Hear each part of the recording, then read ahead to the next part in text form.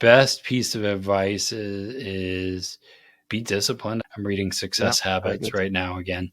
Yeah. Is always be a learner. What's your views on Dave Ramsey and other people of his ilk, that their views on debt and financial management? I think it depends on the debt risk, but we don't have controlled risk. So I'm a business owner. Profit first system can work whether you're US based or not, right? Yeah, Doing the different bank accounts and making sure that yeah. you run a profitable business. Doesn't matter where you're at.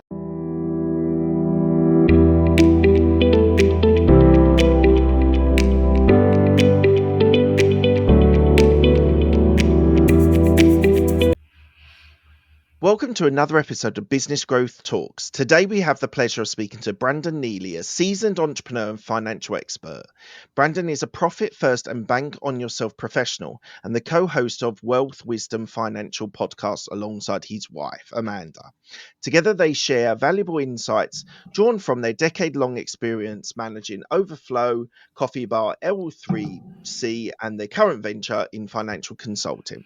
Brandon and Amanda specialize in creating personalized financial strategies for individuals and businesses, focusing on the profit first system and infinite banking framework. Join us as Brandon shares his journey, the lessons learned, and practical advice to help you achieve financial stability and growth. Hello, Brandon. How are you today? Hey, Mark, I'm glad to be here. Doing Such a good. pleasure to speak to you. I'm really looking forward to it today. You've had some different experiences and different businesses, so it's going to be nice to explore that before we get into your current venture now. But the first question I ask all of my guests is, what does a business mindset mean to you? Yeah, you ever heard of the lady Carol Dweck? There's a growth No. mindset and then the fixed mindset. I feel Oh, like yep. a business mindset is more of a growth mindset. Sometimes we Yeah. can have, as a business owner, we Mm, are, I need to do it this way or that way. But as a business owner, we aren't a W 2 person, right? We are a little different. And we're like, sometimes we're a little idealistic. Sometimes we think we can change the world real fast. But oftentimes, I think a business mindset is a growth mindset of saying, how can I turn a little into more? Um, does that make sense? That's something I Yeah, feel no, like that's a is great answer. It's a great answer, and I 100% agree. I've talked many a time on social media on my show about that growth mindset and how important it is to be able to grow businesses. And I sometimes describe myself as a pragmatic optimist because I don't think I'm naive, but I always try and see the best in these situations. But you have to be pragmatic with it as well, because you do need the optimism to keep going even when it's hard. But equally, you have to be able to understand the realities of the world and the function of business. Yeah, what would if I don't often ask this, I've never asked this question. What would you say if you could sum up? This is a hard question. Sum up yourself in a sort of 2 or 3 word. What would you like? ooh I've thought man. about this before, so I've got an advantage. But so the pragmatic optimist is what I came up with. How would you your characteristics? How would you describe yourself? And that's different as a business, but what the business is maybe characterized as to who I am personally. And then I'm married. So I would say my wife is the optimist. If you say the optimist point of view, I'm the realist, I would say. Realist, okay, And but also visionary. If you think of rocket fuel right. from the EOS world, is I'm more of an entrepreneurial activator, realist nowadays, and hopeful at the same time. I want to change the world. That's me personally. Is that why I'm in the finance world? Is world changer, right? It's a How are you personal. going to change the world then, Brendan? Yeah, our coffee shop name was Overflow. Right? It starts with the Mm, one, right? And if we can change the one person, I think about with our financials, and I don't know how impactful I will be on some people. The leading cause of divorce and breakup or any of that is usually money. And I'm like, mm, I possibly parents stay together because of the work that we done together. right. Businesses are successful because they understand their numbers. And so it's like for me, I think choose your own adventure. I don't know alternate will be for some of my clients if they meet with me, but I do Mm, know because they have a good roadmap, maybe they're still married, right? You know what I yeah, mean? Like those are powerful absolutely. things. It's incredibly powerful, and it always upsets me that it's over 50% of marriages fail now these days, Yeah, and it always it's always a very sad thing, a divorce and a splitting up with kids with the family and things like that. So I think yeah, it's an amazing plan to change the world with one person at a time. I think that's a yeah. great methodology to go with. And that was our old business name, and I think that some of it, activist, world changer, it's the same for me personally, Mm. regardless of what business I am in. I just happen to be less optimistic than my wife. It's interesting because I'm the optimist in our relationship, and my wife is the pragmatist, the Yeah, realist, the person. I come up with ideas, and she's always, "How are you going to achieve that?" I'm yeah, like, "I will sit down." And I've been with her 20 years and married 15 years, and I now, when I get excited about an idea, I always stop, think, what would she say? Even before I even speak to her about it, I think, what would she say to counterbalance the optimism or the excitement that I have with a new idea? As an entrepreneur, for me, I'm constantly finding ideas and things, that yeah. additional revenue streams, additional services that are we on our current businesses that we run, and I'm always thinking about the next opportunity. Yeah. Read the book Rocket Fuel No, I've by read Traction. Traction's from so EOS, isn't it? yeah. So Gino Wickman wrote another book, Rocket Fuel, and he says Oh, check that there's out. the visionary and then there's the integrator, right? Right. And it sounds like your wife is more of an integrator and you're more of a visionary. Yeah. Um, that's probably in most businesses. There's a visionary and an integrator in most places, or they're missing one of those pieces. Yeah, exactly. All right, moving on. Tell me one thing about your upbringing which reflects on who you are today.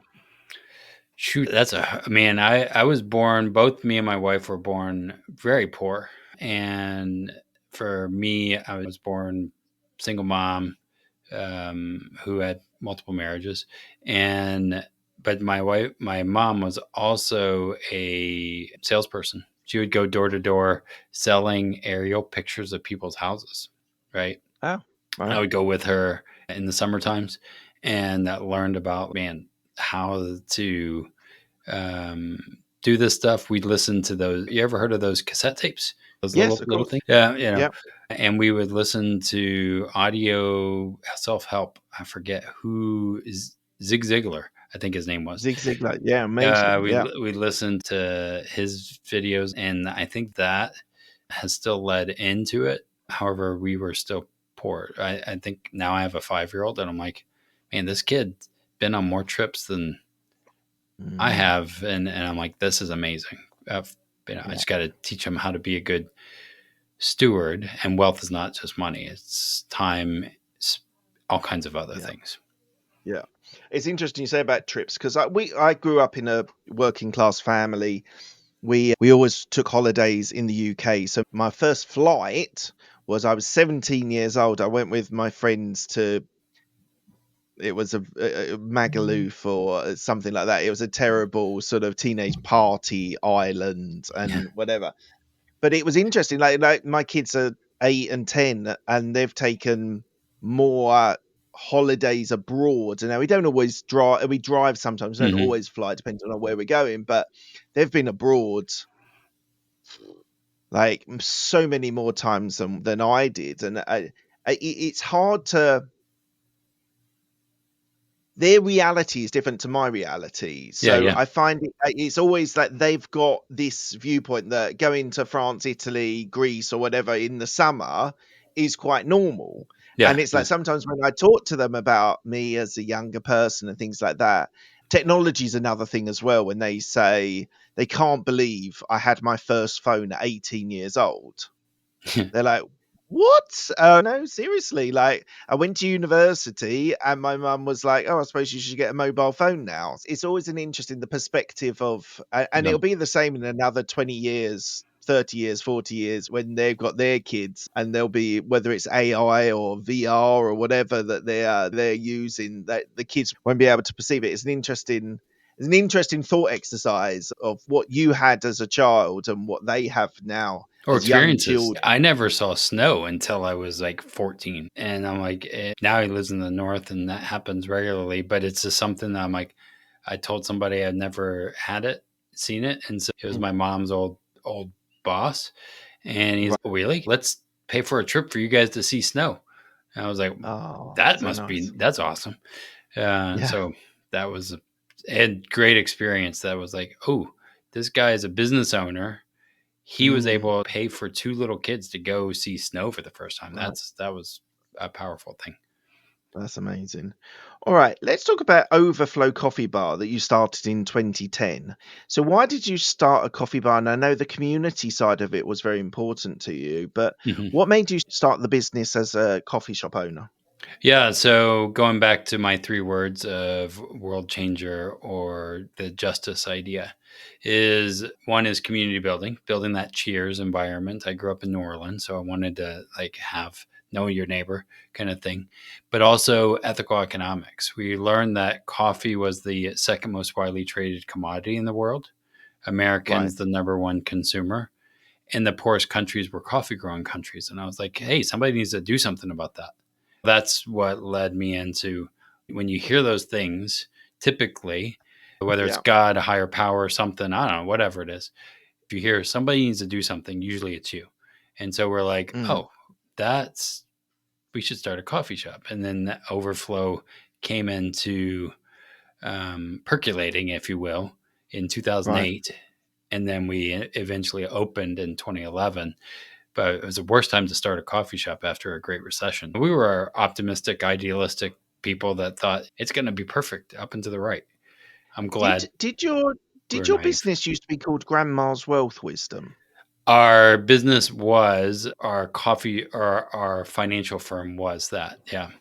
That's really Um, interesting because I had this flashback when I was researching you, thinking there's familiarity here with this story, and I searched for you on yeah. my direct like my shows, but I actually interviewed your wife that Oh, was nice. released on the 19th of September 2022. So Oh, there you that's go. See, why I've got such familiarity with your yeah. story. That's so Yeah. interesting. Okay, but I assume, is Amanda still doing shows herself? Oh yeah, yeah, she does. She's just, we divide and conquer. We're both pretty good. We and this is part of, as we go in business, we evolve. My core words are the same, but as I moved in from coffee to finance of all things, we weren't very confident. And that's where like, who are we to do financial services? We aren't very smart. We just owned a coffee shop. So our name, we were like, oh, but we're good marketers. And our tagline on that business, and still doing DBA with our new business, or it's the same business, but Right. we were like, oh, sometimes intelligence skips a generation. Grandma's wealth wisdom. That sounds Mhm. awesome. That's really fun. But we learned that we are really good at what we do. We don't need to depend on grandma. God help her, she's great. Right. But we transitioned and said, no, we actually are pretty confident and good at what we do. So we dropped Yeah. grandma. Oh, She's that's so she's interesting. she's still there in our heads. It was Howard from Big Bang Theory, Howard's mom. Mm, mm. That's Yeah, kind of yeah, the thoughts in our marketing of, you want to hear her saying, yeah, you should, but some people have bad grandmas. So yes. Okay. That's so interesting. I didn't realize she'd been on my show. That's fantastic. Okay, so I'm looking at the show notes. I can see that it was all about an arts community studio that you turned into mm, a coffee shop, and it was all about mm, building the community yeah, around the coffee shop, which is just excuse me, what a lovely idea to mhm. have. Now, I cannot remember for the other interview. Did you sell the business, We or did. does it still? We You did. did. It's still going to this day. We just, Oh, amazing. I do not own it, and I sold it pre-pandemic, and started this one. So I'm like, that was amazing timing. And ultimately, the reason we sold it was because there was a point. This was I don't remember what year this was. We started 2017, 2018. We had a flood. Literally, the roof was off Oh, for some, and a freak storm happened and it rained. oh no. And the reason we sold is because my wife, at that point, we did not know at the time as we're wading through water. And luckily, we Mm, used our life insurance policies, which I'll get into in a little bit, to overcome the okay. flood. And we're able to sell the Right. business and not close it because of what we were doing on the back end. Right. Um, Right. Now, at the time, we did not realize we were expecting. We found out a month later that my wife was pregnant. And we're like, Right. oh, she's pregnant. The store collapsed. We have to rebuild it. And we're caretakers. And maybe we should make a pivot. And so Mm, we got it back up and running to sell it. And we sold it. And then we're like, what do we do now? My wife said, what you need to do is, I'm 7 months pregnant. You need to go get a job because no one's going to hire a pregnant lady. And so I ended up interviewing with my mentor now, and he said, "No, you're too entrepreneurial. I can't hire you." And I was like, "What the heck? I keep sending people your way. It seems obvious." But he's like, later he came to me a month later, and I have an idea. How about you and your wife start your own agency, and I'll coach you? I was like, that okay. sounds better. And so Yeah. that's where Grandma's Wealth Wisdom was born out of Okay. And are you still Grandma. in contact with your mentor now? Oh yeah, we talk regularly, and I think Yeah. that I owe like some of our former business to be able to sell it, to Mm, what's happening with our current business, to him, and to a lot of our clients because of that right. introduction. Right, we're like, we need to do more of this. So tell me, who do you serve with Wealth Wisdom Financial? Who are your clients? Who are the people that you serve?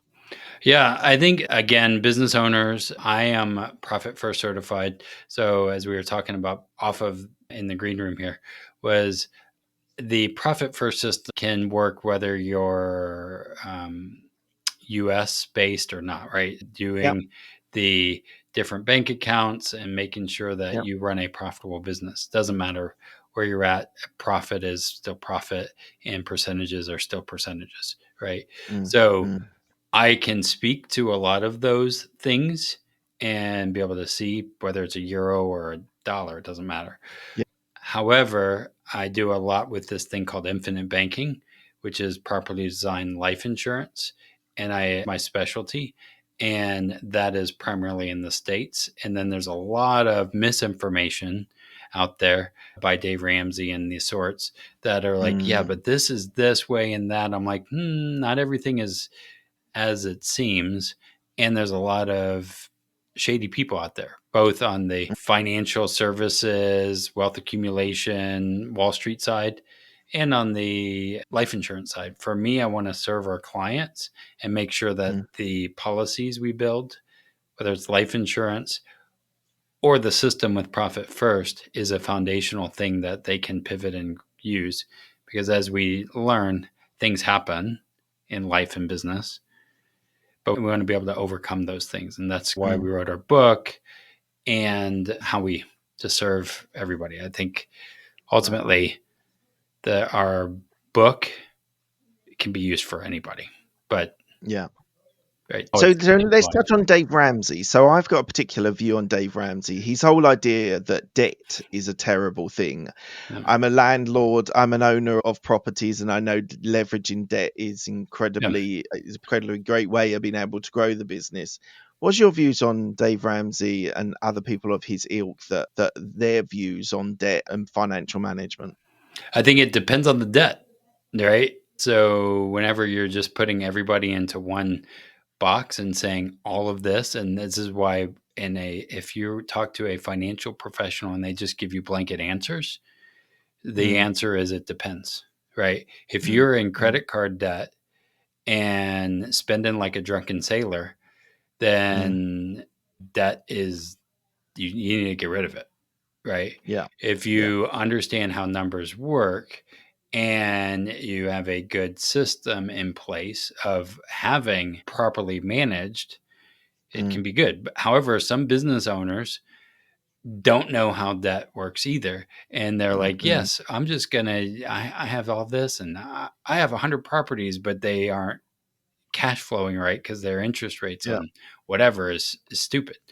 And I'm like, no, you got to have understand how to read P&Ls, those kind of things, because it's not one way or the other. It is complicated, but leveraging debt, this is why banks are the most profitable business in the world. They own nothing and control Yeah. everything. Don't do what the banks tell you to do. Do what the banks do. Why does the interest rates change here in the U.S. anyway? Um, and you're like, wait, the banks just won during COVID. The banks won with inflation. The banks won this way or that way. I'm like, they got a bailout in 2008. Seriously? Yeah. So we just have to learn how to be good stewards. And every business owner that I talk about, when they say, "Oh, I just know how to make money," I'm like, "No, Mm. you need to know how to control that, and don't just hire a CFO or a bookkeeper. Understand how to read that stuff." Yeah. Yeah. And profitability is much more important than revenue. Yes. That it seems like a simple thing, Yep. but how many people misunderstand that and Yep. just chase the revenue, even if they're losing all of their money? What's been your experience with when you've been talking to people, and do they have aha moments when you talk to them and share your experience and your expertise? We do podcasts and YouTube, right? So you know Right. that when you click or say, "Oh, I just interviewed a 7-figure business or 8-figure business or whatever, Yeah. 9-figure business," people look at the top line revenue and say they're successful. Oh, well, Yeah. I just made all of that. And I'm like, that gets clicks. However, Yeah. it's making money and keeping money is two Yeah. different things. And I've talked to people, I'm like, wait, you have made how much for Amazon Mm, as a mm, reseller? And oh, yeah, I'm this. I'm like, how much did you keep? yeah. How much was yours? And they're like, let's not talk. I'm like, no, how much is yours? Mm, Because ultimately, what you are doing is you've now created a less than minimum wage job for mm, yourself in hopes mm, that you could mm, mm, eventually sell it. mm, No one's going to buy that business if you're not even paying yourself. And so being aware of that and profit, owners pay, building those buckets, that's what mm. brings Yeah. us sellable business. I think about So that in our agency. I've got a question for you, Brandon. Sorry to cut across you. Hmm. It's just something that's coming to my head. I have people on my show that are often in tech. It doesn't have to be, but often in tech, Yeah. that go through various seed rounds of generating money to be able. And we've had people on the show that have had multiple rounds Yeah. of Yeah. funding, Yep. and they're still not profitable Yeah. yet. And one of my pet hates is when someone gets funding and everyone's cheering, and it's no, that's just the start of your Yeah. journey. And then, That's not your success. But how do you, when you're helping people, like I'm imagining from what you've said to me and what you've talked about, is that you're working with non-tech company yeah. business owners that are trying to grow their business organically or bootstrapping Yeah. because they don't have the opportunity or the interest of going through funding. Is that a fair reflection on the Yeah. people that you're Yeah. working with, your clients? Because I also think Uber and all those, I'm like, yeah, we look at Uber and say, "Ooh, look at that! That's the best place to go." I'm like, they are not a profitable business, Yeah. and even our economy, I'm like, all of this is fake. It's not real, Mm. and we're just taking one from the other. And you think about some of that came up with um, Shark Tank, right? Let's just Yes. do this and that. I'm like, do you realize they're not just doing it for fun. They are charging you money for their Yes. thing, right? And so then we don't hear, oh, that tech thing failed. How Mm. many made it or didn't? Oh, we Yeah. just went bankrupt and we did all this and that. I'm like, that seems a bit crazy because we're addicted to easy. I don't know. Some of it, I'm like, I can't speak to some of this insanity, but that's the world we're in. Yeah. Unfortunately, it is. So, how has Profit First helped you as a business owner, as a financial expert when you're talking to people? How has it helped you build your business? Yeah, I think it helps in building priorities. As I do even financial analysis, and I could lead to my book too, but it's about saying, what are my goals? What do we want to accomplish? And making sure that, one, as the owner, I'm paying myself. Because most businesses, they fall on two different camps. They never pay themselves, and eventually they'll pay themselves. That's one. Or they overpay themselves and they're like, yeah, it's just in the business and let's just use a credit card and who cares? And eventually Mm, taxes will come and they have no idea that they owe thousands of dollars in taxes or billions. And so it helped me to be able to say, okay, I know that I was profitable and I can take that profit and not have any, um, what do you call it? Remorse on taking that out of mm, the business. Because mm. honestly, if we look at Wall Street, we want dividends, right? We want a Yeah. return on our investment.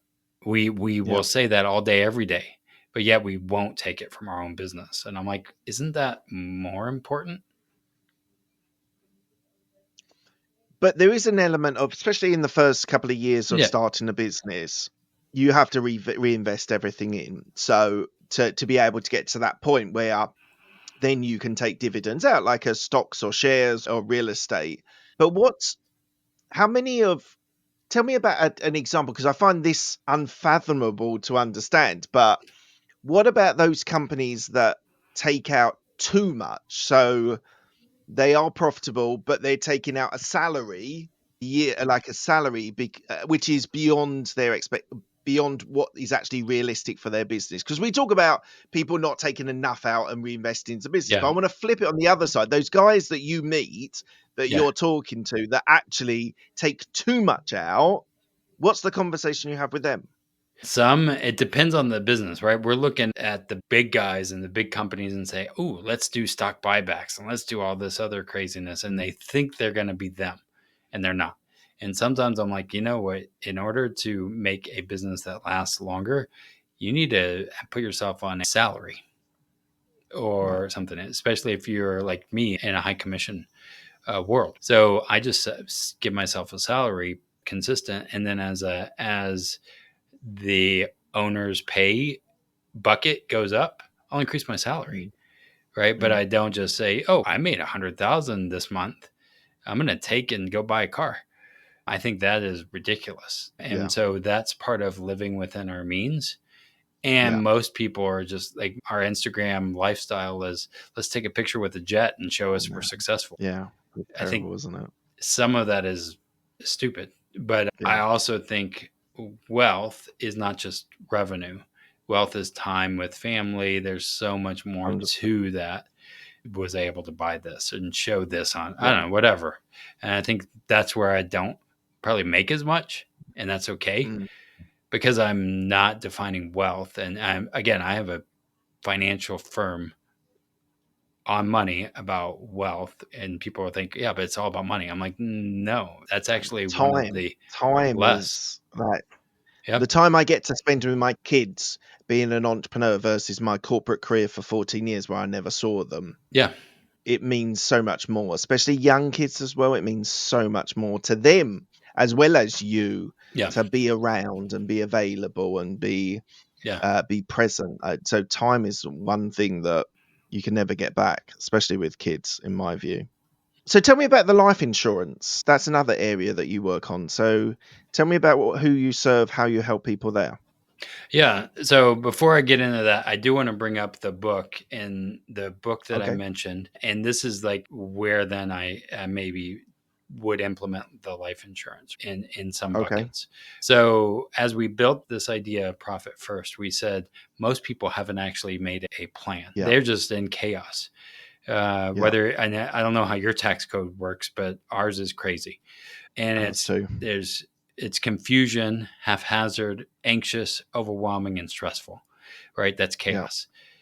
And what we need to do is say, okay, as a business owner, what I think about is, okay, what do I want to be in 5 years or 10 years or 20 years? So you have to set your sights. Then you have to Yeah. track your in and out, inspect your progress, look for 1% and live deliberately. So we wrote this Right. journal. It's an interactive money journal of doing the still method, right? Whether it's for finance or for your business. Now, I like the still method because most people's goals was to go to Disney World. Like that's what they say, right? And I'm like, really? That's all you've thought about? Now, in that, then I maybe use my policy, a life insurance policy that's properly designed, as my liquidity account, my Okay. way in which I might have an opportunity fund that I could then be saving for the future, but still have Yeah. access to current me. So that's what I like about life insurance because really, I think about with insurance, and I don't know about it there in the UK, but your greatest investment and your greatest resource is you. Yeah. 100%. Every person, I don't care your house, your car, your Mm, business, mm, mm. that is not as important as the individual who's Yeah. building it. And so, what I like about life insurance, in essence, is it's built to make it whole if something happens to you. You are Yeah. the cash machine, right? Yeah.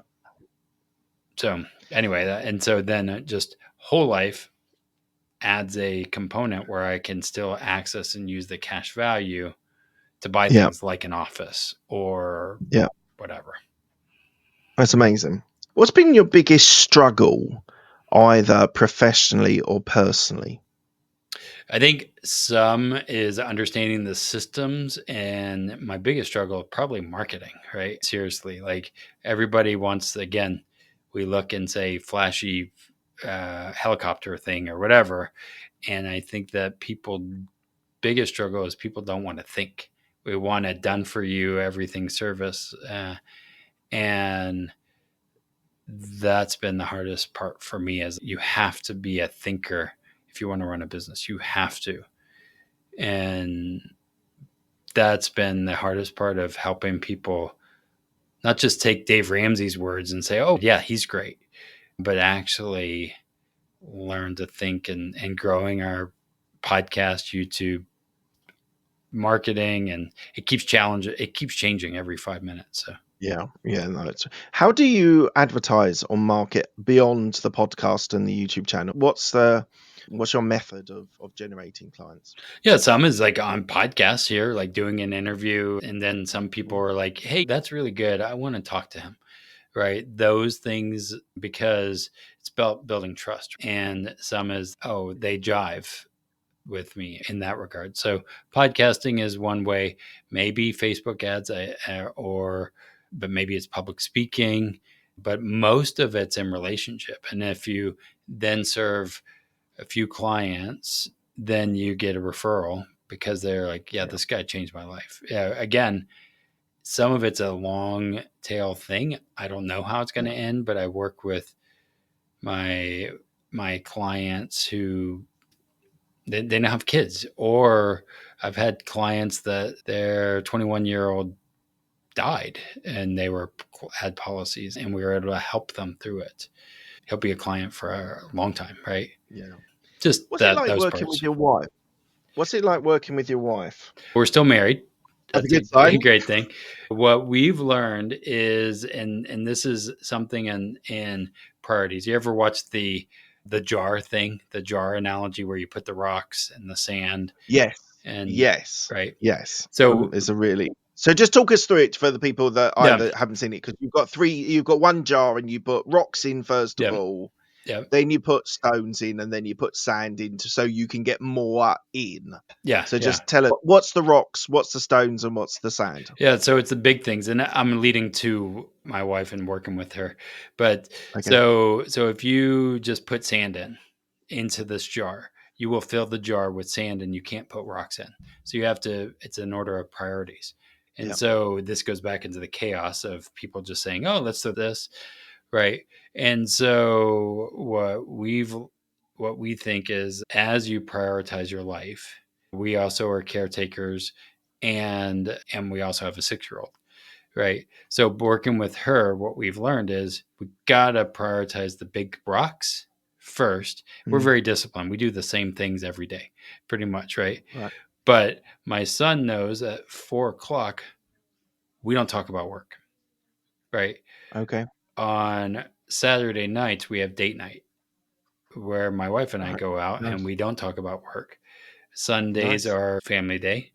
And so we had to compartmentalize these things to where we, as we work together, where we have Yeah. to, and it takes time, especially those first few years, it's a little meshed, but Yeah. it's a dance, right? And we're still, again, one of our biggest rules in our house when we had the coffee shop and we had roommates Mm. and everybody else who was there to make this happen Yeah. is communicate, communicate, communicate. Whether it's finances or money, we the still method that we did, that book, Yeah. that was our financial framework that we did as business partners to talk about our money without getting in fights. Mm. And so Right. we still have fights. Not going to say we don't, but they're controlled and we have to be for each other. So I think it's great. It's also a challenge. Sometimes you shouldn't work with your spouse. You just have to know yourself. But it's very important having those blocks of day time where you don't talk about business. I think Mm. that's the nugget for success, is understanding at certain times you talk about the business and but you don't let it consume all of your life. Yeah. There are times where your parents, where your couple, where your not business part is your success. Would you And your agree? kids see that, right? Because my Yeah. son, even the other day, was like, yeah, you don't talk about work with other kids around. I was like, why did we say that or did something happen? Or, and I was like, oh, he wants us to be talking about things that he can be a part of. I don't know, Blippy or Yeah. something. Anyway, What would you say your risk appetite is? so I don't like to just put risk into, let's put out everything on black into, I don't know, GameStop or something like that. Mm. And I think that our market is risk versus fear. That's fear, greed is what they say on CNN Money. And we're taught to be risk, but we don't have controlled risk. So I'm a business owner. I do insurance too, but I'm very risky because I started crazy businesses. I use my life insurance to invest in real estate as well, Mm. note investing. Mm. I bought an office. So I think that it depends, but I risk in things that I know. I do ads, Facebook ads. That's a risk, right? Spending money that I'm like, I hope it works. Um, and Mm. so I don't know. I'd say I'm more conservative on things I don't know or won't do anything, but I will be put a lot more on risk on especially our business. Yeah. What do you still want to achieve? Have you got any sort of aspirations of what you want to achieve in either the business or personally? Yeah. So one of our goals is in the next, my son is 6. The next 18 years, we want to visit 6 of the 7 continents before he's 18. Right. That is a defined goal. And the reason I want to do that, and we have it all mapped out, is be able to show like the world does not revolve around you or America or any of this, that there's so much more to it than that. And so those are some things I want to achieve. It's not like a big house or any of that. I think it's more about impact of people's finances. Like again, some of the stuff that I do with clients with life insurance and annuities is educating them, having businesses that thrive. Those are the things that drive us.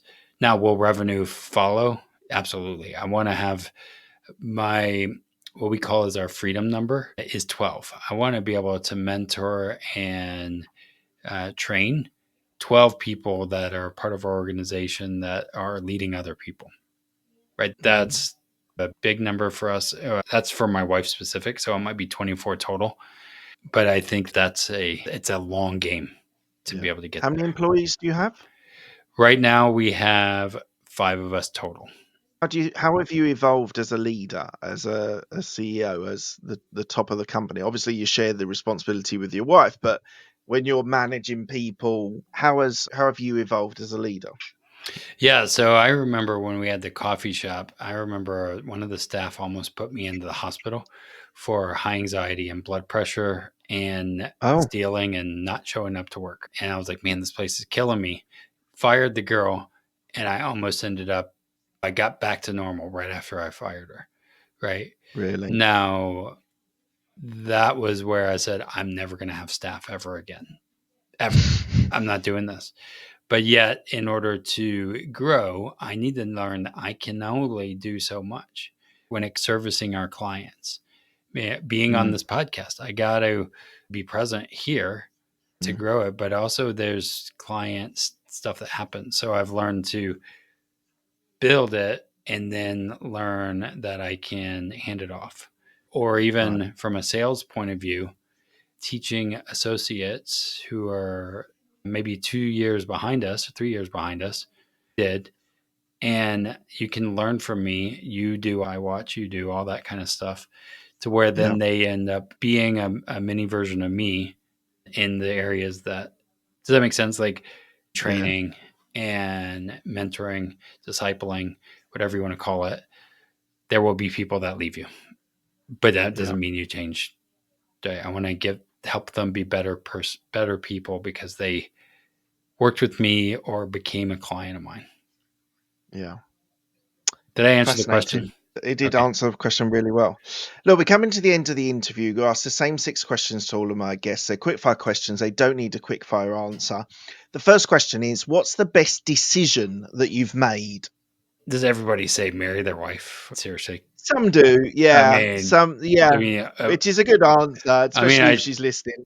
I should say that because, otherwise I'll be sleeping on a couch or something. I think that for sure is a good one because we are more powerful together than separate. And Yeah. I think finding that right person is important. And also deciding to stay in it, not just saying, oh, this gets hard, I'm done. Right. Yeah. That's a decision, a continued decision that I keep making. Yeah. I was reading an article earlier on in the week, and they said that most, no, let me get this right.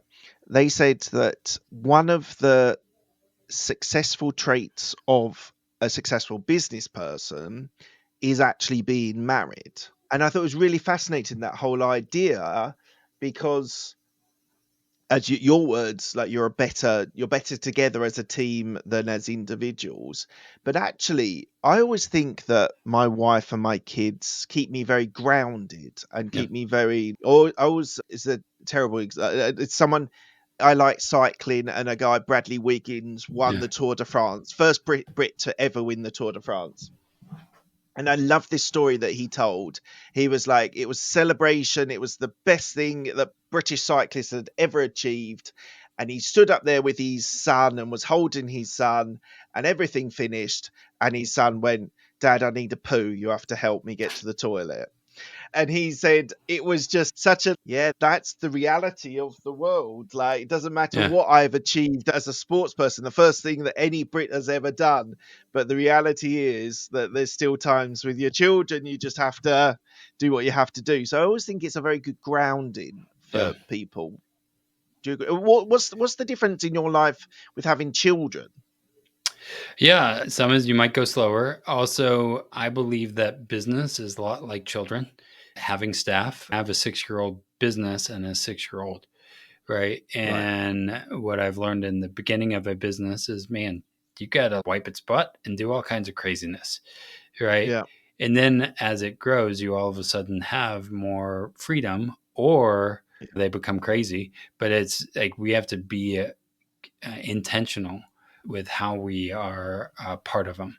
And so a lot Yeah. of times in business, we say, "Oh, I want a 20-year-old," and Mm, you're like, "No, that's not how it works." Or I want a no. marriage. I'm like, with marriage, family, all of that, it requires those small disciplines over time, Yeah. not just the like that one decision. It's the multiple, Yeah. right? Yeah. What's the best piece of advice you've been given? That's a hard one. Best piece of advice is be disciplined. I listen to Think and Grow Rich, or that's a good one. I'm reading Yeah. Success Very Habits good. right now again. Yeah. Is always be a learner.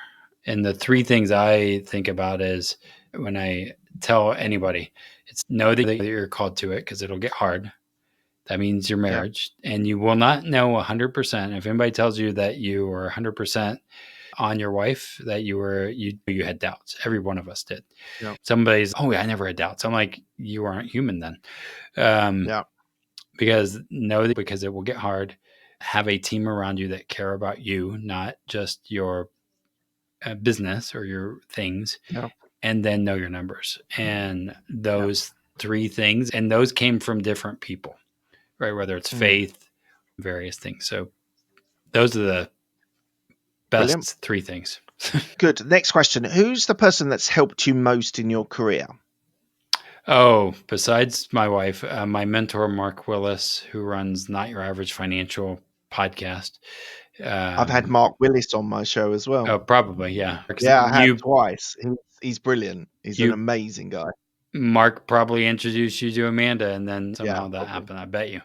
Um, Mark has changed our life, and he knows how to speak. I would want to be more like him if I can, but Mm. he's um, done a big difference for us. So I would Yeah, say him and some people who amazing. are no longer around. But listening to Napoleon Hill, I'm like, he's made a difference. I never met the guy. Mm. Yeah, absolutely. You can have mentors as authors Yeah. and 100%. Tell me about a regret that you have. Oh, there's probably a bunch. Some is maybe I didn't in the coffee shop. Maybe I was thinking about this as when we first started, we were like, if you build it, they will come idea. And maybe doubling down more on marketing and Mm. not just, hey, I'm going to do a Facebook ad. Someone was asking me about this. I'm like, what you need to do is do guerrilla marketing. Go out there with flyers and just print a crap ton and just get out there and hustle in that regard. And I think that a lot of times people are just waiting for it to happen. And when it comes to sales or even podcasts, like get on a bunch of places to share your Yeah, message. yeah, Um, that was, I wish I would have not played it so small that way or just said, yeah, let's hope it happens. yeah. What are you most proud of? Oh, I have to say my marriage. I think literally what we've accomplished. I've done a really good job, and to be able to see that my son can experience these things at a 5-year-old. Seriously, he was swimming with dolphins last month. I'm like, Amazing. that is crazy. You were in Hawaii and Cancun, Mm. and it was for work, but um, that is, I'm pretty proud that we were able to accomplish that. Yeah, And he has no idea. I'm like, dude, you had no idea. So I got to teach him how to be a good because we have an only child. So he inherits all of this. So I'm like, how do I yeah, teach him? Right. yes. What is your why? I think faith is my biggest why. Like I look at the Bible and say, love God, love people, this justice thing. I'm like, yeah, the world is all jacked up. People are Mm. rude and it's crazy selfishness. I'm like, no, Yeah, you realize if we actually thinking about even like on traffic. People try and get ahead all the time. I'm like, if you just slow down, you can get there faster, mm, actually. mm, And my biggest why is I want to make a difference. Not, but again, it's the overflow principle. Biggest why is their kids, family, that. yeah, But I want to change the world. I want to make a difference and not just say we did it, but people that come back in the end and say, yeah, that person, that group, I'm at a deathbed, they come to that yeah, part. Does that make sense? yeah. It Um, does, 100%. I totally get it. And lastly, what does legacy mean to you? Oh, I probably led into that is I know like my son is going to get the business or somebody maybe, but maybe not. But really, I do life insurance all the time. So a lot of times people are so selfish and they're hurting themselves. But like Yeah, leaving it better than I came in with. And I believe, honestly, as a country and as a world, our world is all jacked up because we were like, yeah, who cares? Let's just I'll take it mm, all and do whatever. And mm, we're handing this next generation a bunch of crap. And I'm like, we need to pull up our big boy pants and suck it up. It's not about you, but it's about them. and how do Yeah. we best change this for the better, because they're inheriting a crap ton of suckiness right now. All of the stats are bad as far as Yeah. health stats. And I'm like, how do we change that? We have to. So I want to give him a legacy at least. Amazing. And lastly, where can people find you if they want to reach out to you? Yeah, so you can go to Wealth Wisdom FP, Wealth Wisdom F as in financial, P as in partners.com. If you go there there's the shop page, you can get the book. There's a audio version too, so you don't have to be in the US to get the book. And of course, go to Wealth Wisdom Financial for our podcast. We try and make it not just about life insurance. Some of that is more specific, but most of the time it's a thoughtful thought exercise when we do our podcast. It's more of positioning our hearts versus just our money. Yeah. Brilliant. Thank you, Brandon. Thank you so much for your time today. It's been an absolute pleasure speaking to you. I'm so glad I managed to connect the dots to your wife and Mark as well. But Yeah. thank you so much. It's been brilliant speaking to you, and cheers. Thank you, Mark. Cheers.